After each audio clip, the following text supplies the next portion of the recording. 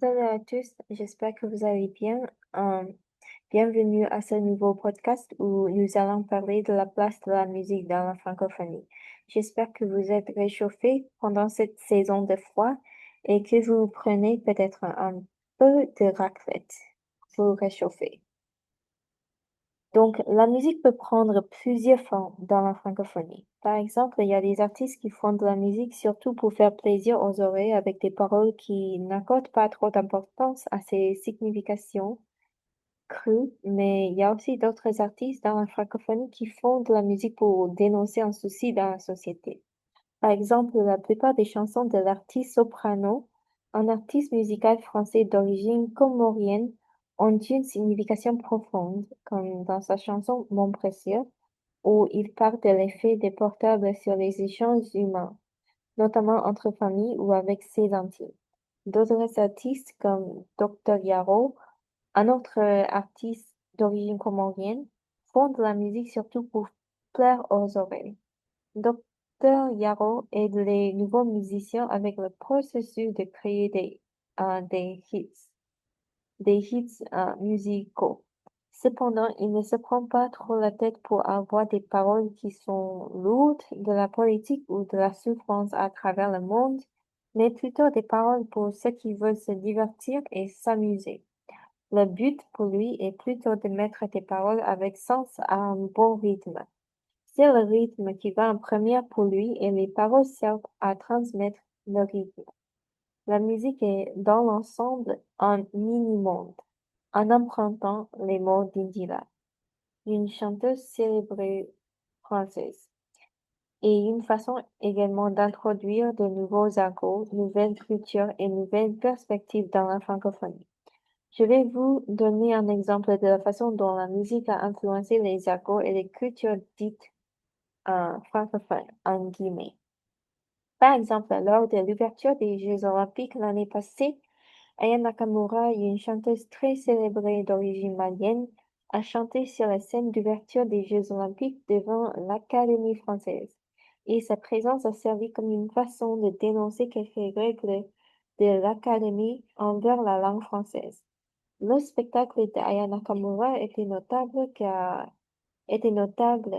car elle a chanté une chanson très connue, mais en même temps pleine d'argot d'origine étrangère.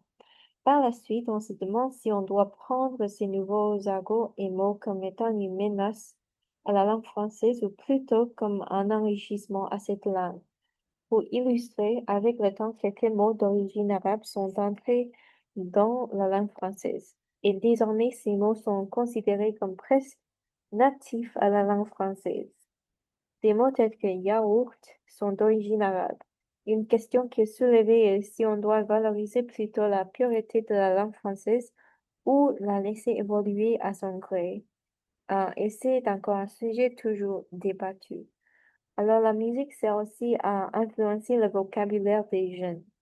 Le verlan est souvent utilisé dans la musique francophone pour aider le style de la musique. Maintenant, je vais vous donner un exemple de la façon dont la musique francophone est un porte-parole de nouvelles perspectives. Ce semestre, je suis deux cours de français et un de mes camarades de classe dans un de ces cours m'a partagé une chanson de la chanteuse Pomme qui s'appelle On brûlera. Cette chanson parle de la difficulté d'une homosexuelle en partageant ses sentiments internes, mais aussi de nous présenter une nouvelle perspective, celle de l'homosexualité. Même pour ceux qui ne sont pas d'accord avec l'homosexualité, nous pourrions au moins ressentir ces sentiments lourds qui correspondent à ces luttes internes, et donc la musique est aussi une manière de se faire entendre. Que ce soit qu'on partage ses sentiments, sa perspective ou sa culture, la musique facilite cette transmission, souvent de façon moins formelle. L'audience qu'on voudrait influencer également est souvent déterminée par le style de musique. Par exemple, si un chanteur ou une chanteuse veut transmettre ses idées à une plus jeune audience, il va peut-être utiliser un style de musique plus à la mode.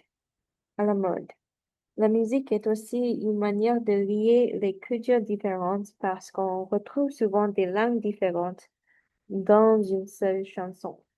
Par exemple, les chansons de Maître Gims, un chanteur congolais, contiennent souvent des mots d'origine espagnole ou d'origine arabe, et parfois même d'origine lingalaise.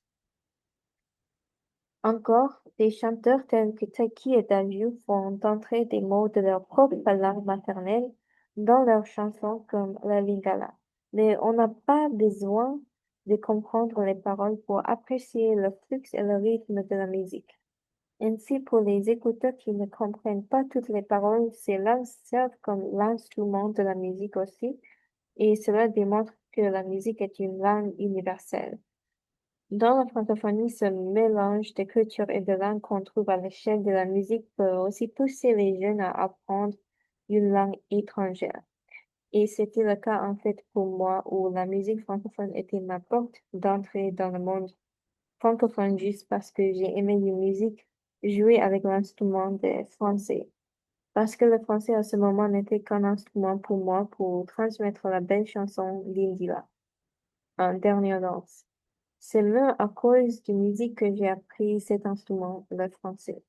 D'autres chanteurs comme Dr. Garo montrent que la musique est intégrée dans le quotidien.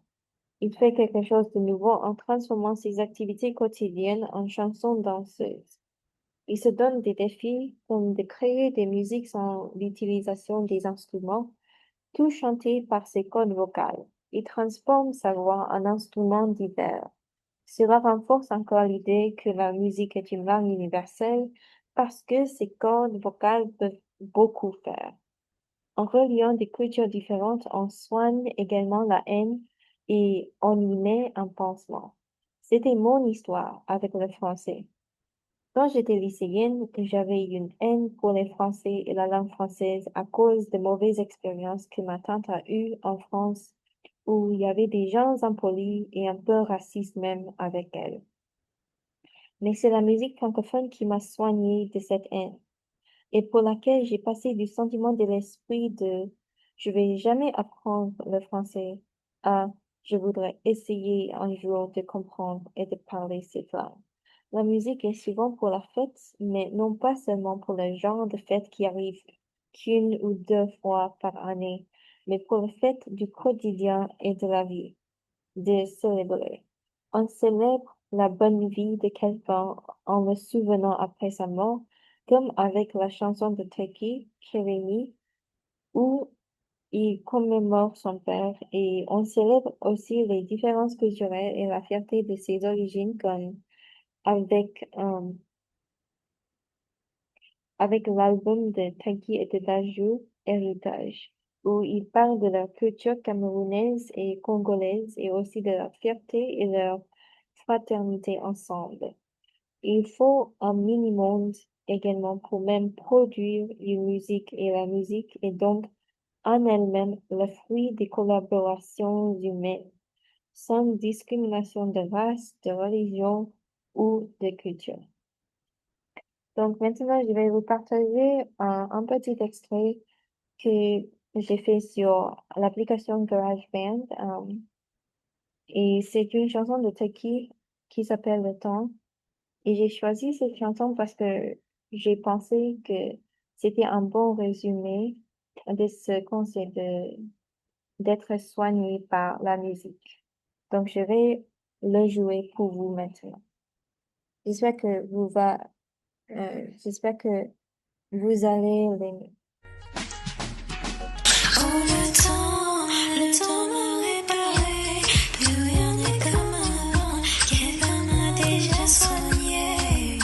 Oh, le vent a bien tourné, ne gaspille pas mon temps, une autre a su me soigner. Donc, merci d'avoir regardé cette vidéo et à la prochaine. Passez un bon Noël.